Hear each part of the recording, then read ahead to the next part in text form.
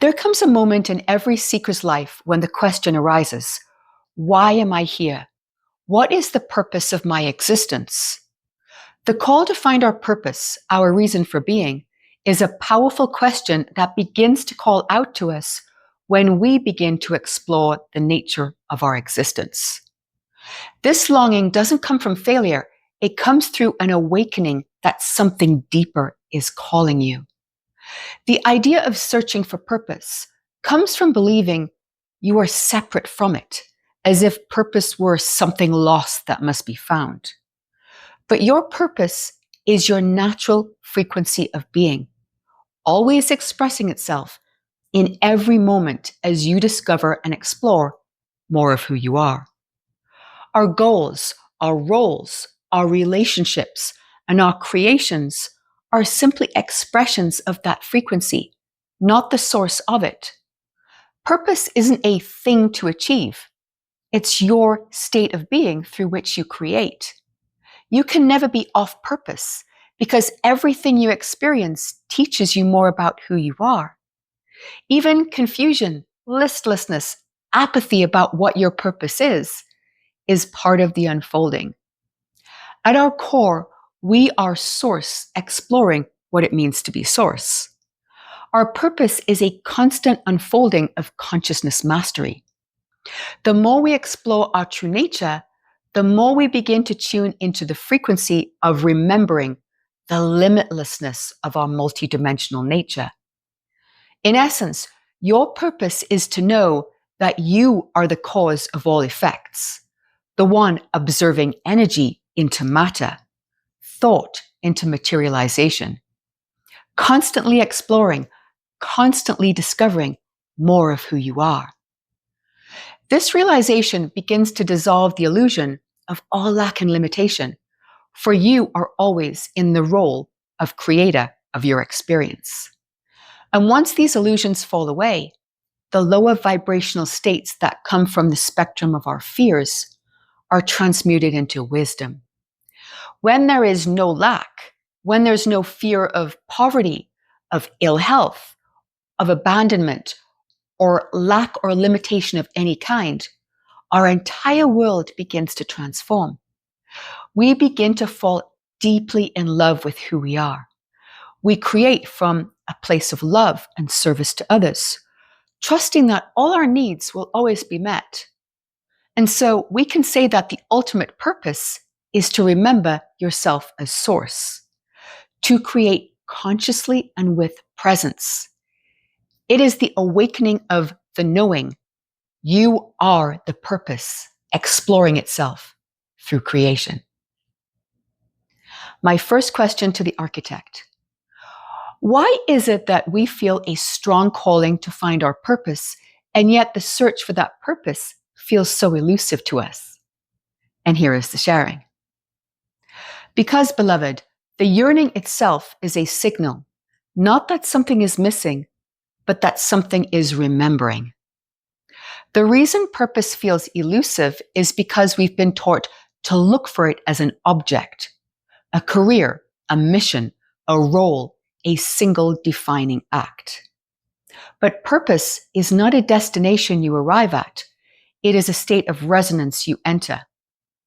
You feel called to find your purpose because your inner being is reaching a point of energetic coherence where your frequency is ready to stabilize into conscious creation. The restlessness you feel is not failure.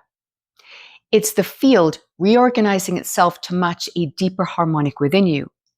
But the search feels elusive because the mind tries to map purpose linearly, like a task to complete, when in truth, purpose unfolds non-linearly as a spiral of self-awareness, intuition, embodiment, and service. When we chase purpose outside ourselves, we fall into dissonance. When we feel into what lights us up, where we feel most alive, and what pulls us toward others in love or curiosity, we're already in it. And so, you don't find purpose by chasing it.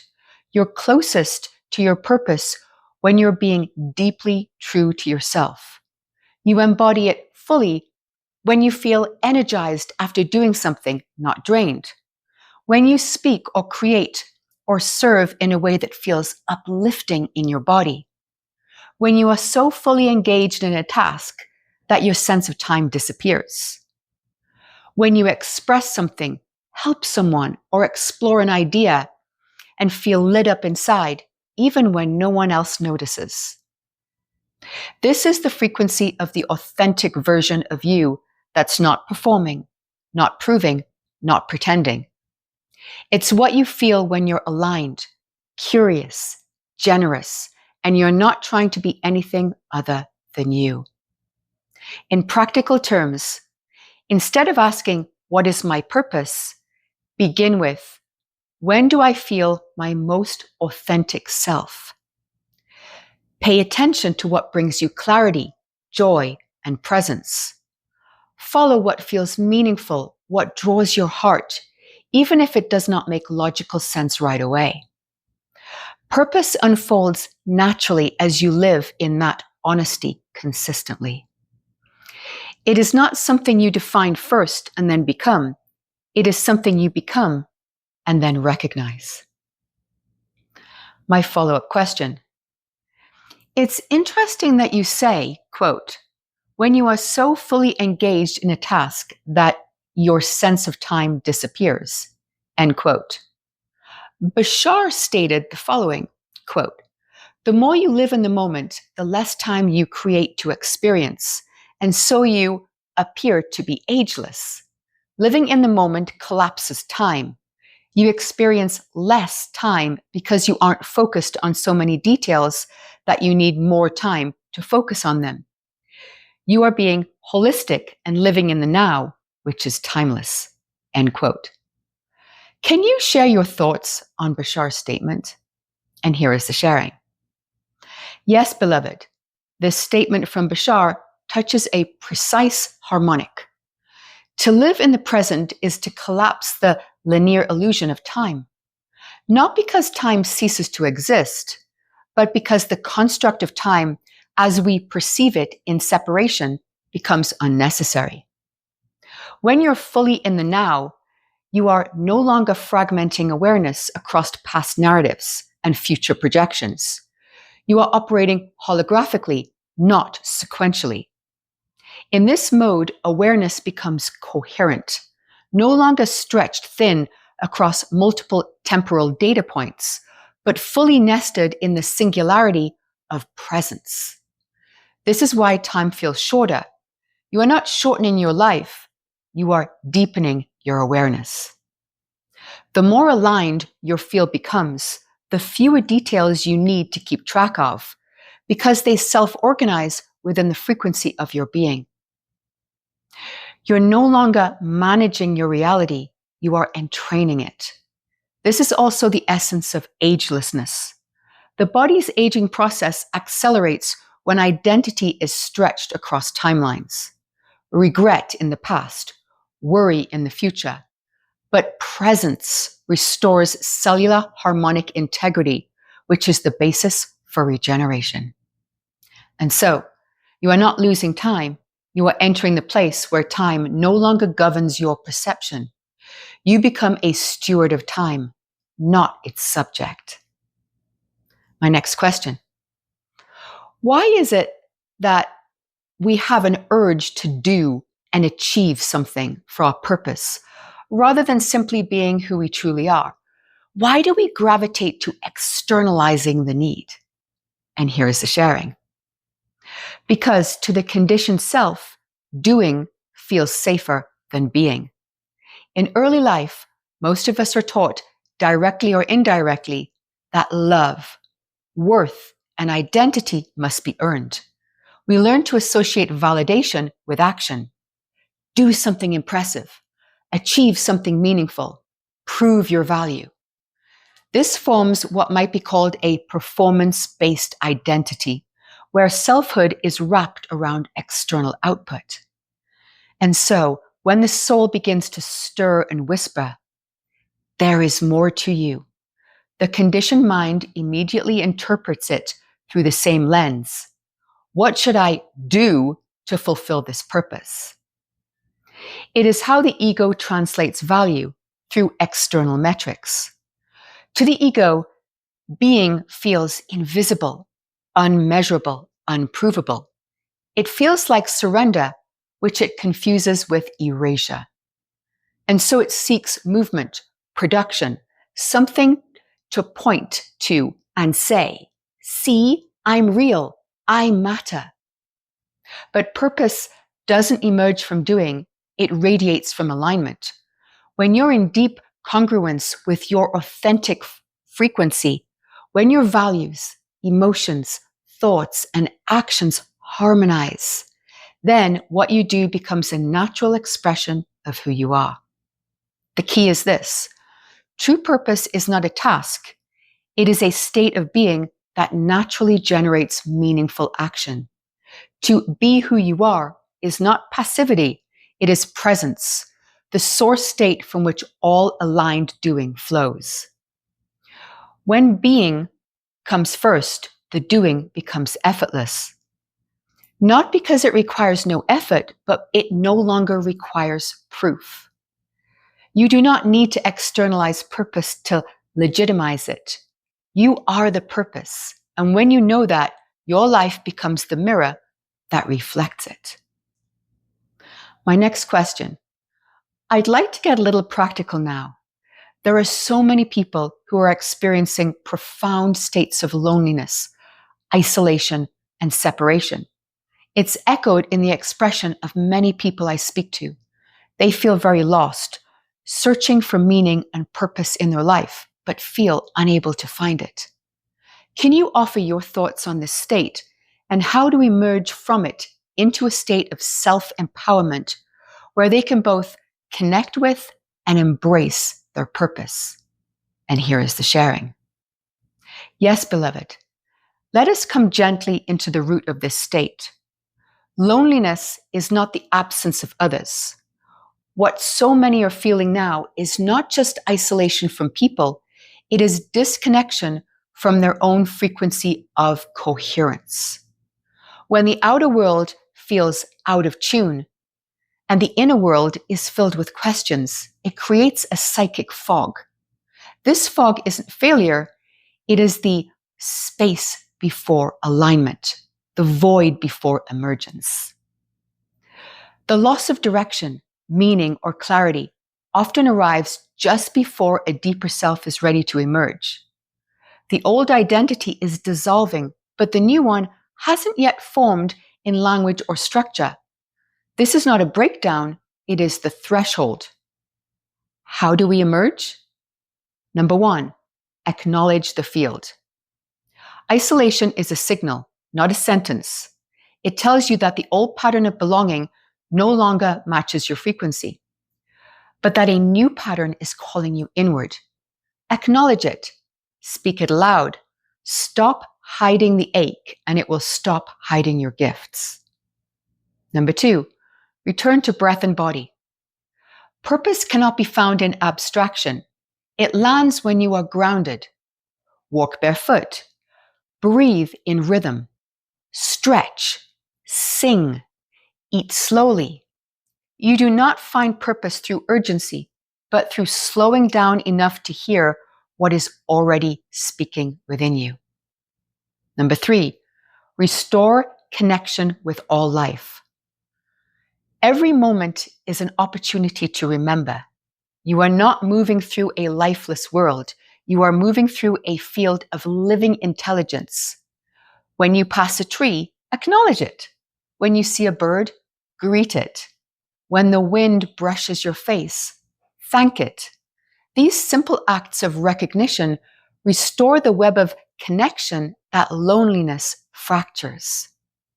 You were never meant to find purpose in isolation. Purpose emerges through relationship, and not just with people, but with the planet, the elements, the unseen. As you acknowledge life around you, you reharmonize with the larger organism of being. You begin to feel included again. Purpose returns because your frequency becomes welcomed by the field.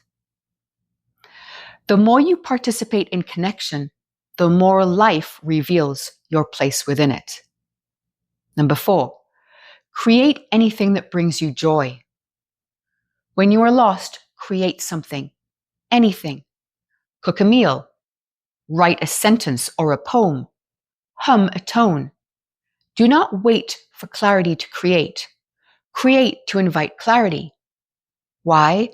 Because the act of creation stabilizes your field and sends a signal. I am present. And purpose responds to presence. Number 6, serve without demand. Often the easiest way to find yourself is to be of service to another. Not to fix them, but to meet them. Offer presence, kindness, or help without expecting anything. This entrains your field to connection again. It reminds you that your being is enough. Number 6, ask without desperation. Sit still and ask, what do I need right now to feel whole? And then be silent. You are not asking the universe to fix you. You are inviting your own coherence to rise. Loneliness and isolation become empowerment, not by forcing connection, but by becoming the connection you seek. When you emit coherence, life organizes around it. When you stabilize in love, even quietly, even shakily, the path appears. You are never truly alone. You are simply becoming quiet enough to hear your own signal returning. After a deeply emotional and traumatic experience in my life, I was thrown into a spiral of intense isolation. I felt a loneliness and listlessness that were completely unbearable. It was a complete lack of purpose. I'd walk through my home and not know what to do with myself, as if I was suspended in time. Day after day, week after week, month after month, I remained in this state, saying to myself, please help me, please guide me, show me my path. It felt endless, and the weight of that suspension became unbearable. One day, I kneeled on the floor and I said, I give up. I am completely lost. I surrender to my higher self and ask that my gifts be revealed to me in service to humanity. Then I just cried and cried and cried in a state of complete helplessness. In that moment, I saw the 10 of Swords, the tarot card, in my mind. The astrological symbols on that card are the sun in Gemini, with the symbolism of the ego reaching its breaking point. It's the point of complete collapse, when you finally give in and let go, and the light of the sun begins to shine through, illuminating the path of liberation. Within a month, my life drastically changed. I was guided down unexpected paths that freed me from that very dark chapter in my life, and I began a completely new phase of awakening. My question to the architect: can you enlighten me on what was actually happening here? Why my repeated asking for guidance appeared to do nothing, and what ultimately catalyzed the shift? And here is the sharing. Beloved, let us explore this unfolding from a grounded, integrative view. Number 1, the asking that did nothing. In deep emotional pain, it is natural to plead for help, repeating, please guide me, please show me. But underneath those words, there is often an unspoken expectation. Please change this now.